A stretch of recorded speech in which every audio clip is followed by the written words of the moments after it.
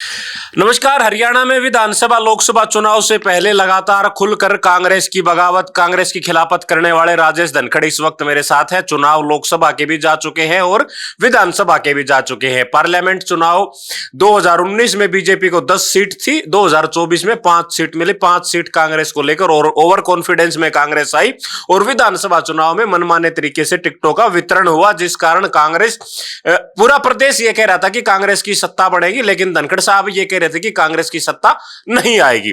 कांग्रेस की सत्ता नहीं आए और आज तक 6 महीने बीत जाने के बाद, 2 सेशन जाने के बाद भी कांग्रेस अपना प्रदेश अध्यक्ष नहीं बना पाई है। पिछले 11 साल से कांग्रेस जो है वो लगातार संगठन की उम्मीद में बैठी है कि हरियाणा में उनका संगठन बनेगा, लेकिन संगठन नहीं बन पाया है। केवल और केवल एक पोस्ट जो है वो बढ़ी है, पहले प्रदेश अध्यक्ष तक सीमित थे, अब जो है सचिव जो है वो हरियाणा का बढ़ा दिया है। जयदीप धनखड़ करोथा गांव के रहने वाले, उनको सेक्रेटरी तक बढ़ाया गया है। इसके अलावा संगठन का निर्माण 11 साल से आज भी इंतजार जो है वो कर रहा है। इस वक्त धनखड़ साहब मेरे साथ दोबारा मौजूद है। धनखड़ साहब, लगातार आप अपने बयानों को लेकर सुर्खियों में रहते थे, बेबाक राय आप प्रदेश में रखते थे। जब पूरा हरियाणा प्रदेश ये कह रहा था कि आने वाली सरकार कांग्रेस की होगी, अफसर तक जो भूपेंद्र हुड्डा के घर हाजिरी लगानी शुरू कर दी थी, आप तब भी ये कह रहे थे अब सरकार नहीं आई, 6 महीने बीत गए हैं। आज क्या देख रहे हो? किस तरीके का वो आकलन था, कहां से आइडिया था, क्या है सारी चीजें? देखो, मेरा आपके दर्शकों को हाथ जोड़ के नमस्कार, 24 टीवी वालों को और सभी भाइयों को। मैंने चुनाव से 6 महीने पहले कहा कि भूपेंद्र हुड्डा चीफ मिनिस्टर नहीं बनेगा और कांग्रेस की सरकार नहीं आओगी। कांग्रेस ने चुनाव ही नहीं लड़ा। कांग्रेस की 72 टिकट भी अमित शाह ने बांटी और बीजेपी की भी अमित शाह ने बांटी। अमित शाह ने बीजेपी की बांटी, कांग्रेस की भी बांटी। क्यों? बाबू बेटा का पट्टा बांध रखा था गढ़ में कि नाच मेरी बुलबुल, पैसा मिलेगा ना जेल में जाएगा। बुलबुल की तरह नचा दिया, जाट कौम को भ्रमित कर दिया। जाटों का नेता जो कि रिकॉर्ड के अनुसार मैं 6 महीने से इंटरव्यू दे रहा हूं कि मैं रिकॉर्ड है इस आदमी का कि इसने सबसे ज्यादा हरियाणा में बर्बाद करा तो जाट कौम को करे। जाट आरक्षण में इसने धकेल दिए लोग आंख बांध के। लेकिन चुनाव में नारा दिया गया, चौधर का नारा था, गढ़ में चौधर आएगी, सारी चीज। चौधर का नारा लोगों ने दिया, इसने नारा अपने बेटे का दिया कि देश जाओ दाड़ के, मेरी जेल बच जाओ, ईडी सीबीआई के मुकदमे बचो और मैं अपने लड़के ने स्थापित कर दूं। आज सोनिया गांधी, राहुल गांधी और वाड्रा की जो चार्जशीट हुई है, वो सिर्फ इसकी मोदी अमित शाह से मिली भगत की वजह से उनको चार्जशीट करवाया गया है, हाई कमान पर इस चीज का दबाव बनाने के लिए कि ये मुखबर होते हैं ना जो काम हम पुलिस के, कि भाई क्यों पकड़वा दिया, कोई पैसे ले लिए, छटवा दिया। ये सारा का सारा कांग्रेस हाई कमान को, ईडी सीबीआई के जो मामले हुए हैं वो सारे इस बाबू बेटा ही देन है। अगर भाई हाई कमान पर दबाव बना दे और तेरे को विपक्ष का नेता बना देंगे। अगले 25 साल तक ये बीजेपी को नहीं ढकने देगा। कांग्रेस ने चुनाव ही नहीं लड़न दिया इस आदमी ने। मैं 4-5 विधानसभा ऐसी बता दूं जो चुनाव प्रचार में नहीं गई, एंड टाइम पर टिकटें बेची गई। जो कांग्रेस के समर्पित लोग थे उनको लाते मारी गई, उनके साथ भद्दी टिप्पणियां करी गई। ये बड़ा गंभीर आरोप है आपका, टिकटें बेची गई। हाँ, मैंने चौक पर खुद सूटकेस में पैसे धरते देखे हैं। कौन? इनके लोग। सोना टिकट बेची गई। जो टिकट पहले डिक्लेयर कर दी, ज्वाइनिंग पीछे हुई, अनुमान था वो, पैसा चला है और अमित शाह का डंडा चला है। चुनाव से कई दिन पहले इसके एक M&M कंपनी की एक खबर चली, न्यूज, यो रात को ही अमित शाह के पैरों में जा पड़ा और अगले दिन वो न्यूज बंद हो गई। पैरामिलिट्री तक तैयारी कर ली हुई इसको अरेस्ट करना है, पर जब इसको डंडा दिखा दे बीजेपी वाले तो ये रात को पैरों में जाके लौट जाता है। ये इस तरीके की खबर आपके पास कहां से पहुंचती है? मतलब आपको कोई पीछे से उकसा रहा है, भूपेंद्र हुड्डा के खिलाफ बुलवा रहा है, या कोई और रीजन है? ये सारी चीजें और किसी के पास क्यों नहीं पहुंचती? नहीं, मैं राजनीतिक तो करता नहीं। मैं 6 महीने पहले कहने लगे था कोई हुड्डा के खिलाफ उकसानी आदमी, ये थोड़ी बताओगे आज अमित शाह से मिला है। रोटी तो हम भी खावा। हाँ, राम रमी जानकारी मारी भी है। बहुत से लोग ऐसे भी हो जो न्यू बता दें कि उड़ गया, उड़ गया। पंजाब में 3 घंटे नहीं रहा नरेंद्र मोदी से मिलने के लिए। सुनील जाखड़ के लड़के की शादी में जब सब बाहर हो गए चले, बाबू बेटा ढूंढे बहादुर के इंतजार में 3 घंटे खड़े रहे, निमोली लग रही थी। कब मोदी बाहर ले कदम नमस्ते करा।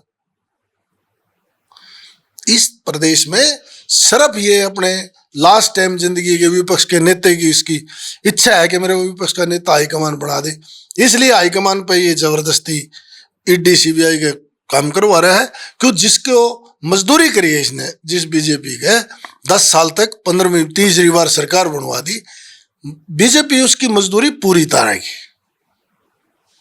और मैं चैलेंज करूं आपके चैनल पे, अगर भूपेंद्र हुड्डा कल विपक्ष का नेता बन जाओ, सारे ईडी सीबीआई के केस बंद हो जाएंगे, सोनिया गांधी वाड्रा की। तो ऐसा मतलब कांग्रेस में इतना पावरफुल है भूपेंद्र हुड्डा की ईडी सीबीआई बीजेपी से ले आता है और इतना दबाव बना दे कि नेता प्रतिपक्ष मैं बनूंगा। वो तो ये कहता है कि संगठन तय करेगा, विधायक तय करेंगे, विधायक दल का नेता कौन होगा, संगठन तय करेगा ये सारी चीजें। तो को ब्याह पर रुपया बांटना है, फिर बढ़न क्यों देता 37 विधायक से? पहली बार प्रदेश में ऐसा 2 सेशन लड़ के विपक्ष का नेता नहीं, देश की पहला ऐसा राज्य है जिसमें विपक्ष का नेता नहीं।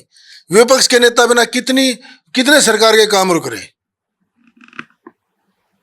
क्या हम भी जिस मनोहर लाल को बुरा अच्छा कहा करते जाट आंदोलन में, मनोहर लाल खट्टर तो वो आदमी निकला जिसने करनाल की बात को आगे बढ़ा के कर्ण की तरह अपना सब कुछ प्राइम मिनिस्टर उसमें दान कर दिया। अरे कि इससे पूर्व मुख्यमंत्री है जो पूरे प्रदेश को लूट के अपना घर भर लिया। जो ईडी सीबीआई लग रही है, दूसरा फकीर हो गया, दूसरा साहूकार हो गया। किसी ने जमीन बेच दिया, कोई अपनी जमीन दान कर गया, पूरी कौम को हमारी को बर्बाद कर दिया इस आदमी ने। लेकिन धनखड़ साहब लगातार सवाल फिर वही उठ रहा है। कांग्रेस आज भी ये बात करी है कि बीजेपी ने ये सारी चीजें, कई जगह शिकायतें लगाई गई हैं, कोर्ट में मामला विचाराधीन चल रहा है, धांधली हुई है चुनाव के दौरान, और निष्पक्ष चुनाव होता तो निश्चित तौर पे कांग्रेस की सरकार बनती। कुछ नहीं, लोगों ने वोट गिरी है, 15 दिन में चुनाव बदला, अब की बार हुड्डा सरकार, अब की बार हुड्डा सरकार, बाबू बेटा ने कर दी कांग्रेस जमुना पार। इनके नारे ने प्रदेश को बर्बाद कर दिया। जो कांग्रेस का वर्कर है वो 15 साल हो जाएंगे उसके गुदड़े बकवा दिए। दल्ला अब्दुल्ला ने पूरे प्रदेश की रैली कटवा दी। और मैं चैलेंज करूं, जब तक इनके सीबीआई ईडी की रेड पड़ती रहेंगी, जब तक ये विपक्ष का नेता नहीं बनाते। तो अब कौन बनने वाला विपक्ष का नेता? आपने जब 6 महीने पहले से सारी चीजों आप बताओ, तो अब कौन बनेगा विपक्ष का नेता हरियाणा में? नहीं, अगर कांग्रेस हाईकमान के इसने गले में पट्टा बांध के हाथ में पकड़ रहा है तो यही बनेगा, ये इसका कोई आदमी बनेगा नहीं। प्रदेश अध्यक्ष को इतनी बुरी हार, इतना बड़ा चौधरी देवीलाल का 87 जिस तरह से लहर थी, उतनी लहर कांग्रेस की, और फिर 37 विधायक। क्या कभी नेताजी ने, कभी इनके प्रदेश अध्यक्ष ने जिम्मेवारी ली कि हमारी वजह से हार हुई है? शर्म नहीं आती? इस्तीफा भी नहीं दिया प्रदेश अध्यक्ष तो। इस्तीफा क्यों देगा?